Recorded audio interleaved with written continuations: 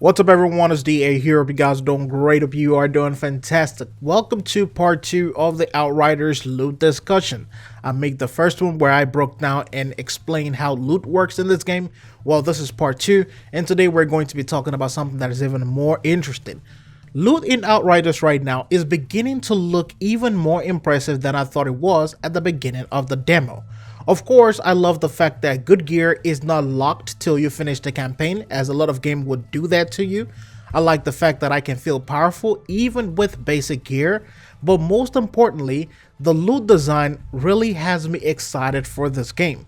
Not overhyped, not too hyped, just excited, and that is just the perfect amount that you want to be, at least when it comes to any game out there.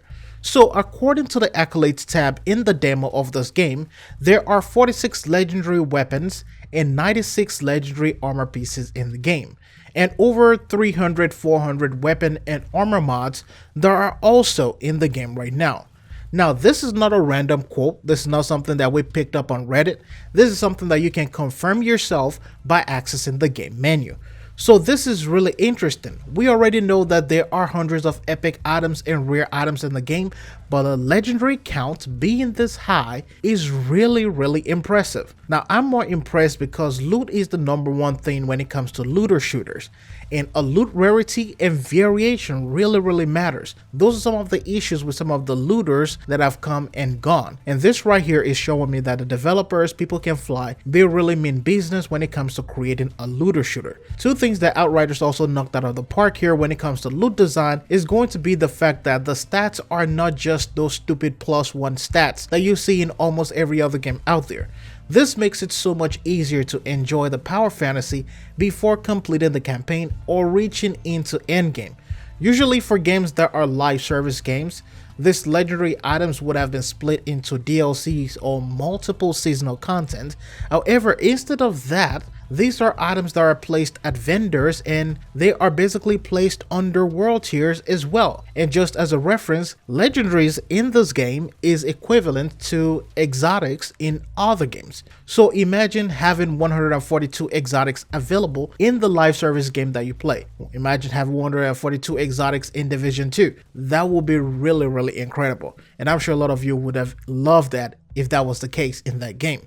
And this so far is showing us how good the game can be without a live service tag. Now, I've talked to a few content creators who have had concerns about loot in this game as well. Usually when it comes to content creators, it's a question of if there is enough loot variety to make build videos or make showcase from. And I truly understand where they're coming from. And from what I can see so far right now, this game is checking all those boxes from what some of these people were looking for. The loot is unique enough that one legendary item or a regular item with a good mod can drastically improve your entire build. Now, I've also been asking some other partners some major questions, and the assurance is also growing. The only thing stopping it right now is the technical issues that we have in the demo. But outside of that, Outriders loot is legit. The power fantasy is not gated, it is right there. You actually feel really powerful, and the enemies don't scale up to become a bullet sponge, which is something that I'm